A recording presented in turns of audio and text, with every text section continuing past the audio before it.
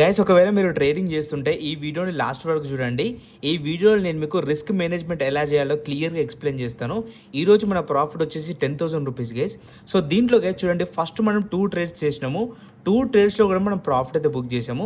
ఒక ట్రేడ్లో 8,500 and second ట్రేడ్లో 5,300 rupees book చేసాము. ఓవరాల్గా మనకి 13,000 రూపీస్ ప్రాఫిట్ అయితే ఉండే. దాని తర్వాత మళ్ళీ మనం 3,000 మాత్రమే రిస్క్ చేసాము. ఈ 3,000 రూపీస్ స్టాప్ లాస్ హిట్ అవ్వగానే డే అయితే క్లోజ్ చేసినాము. ఒకవేళ మీ దగ్గర 1 lakh క్యాపిటల్ ఉంటే మీరు ఎలా మీ రిస్క్ మేనేజ్మెంట్ చేయాలనేది చూడండి.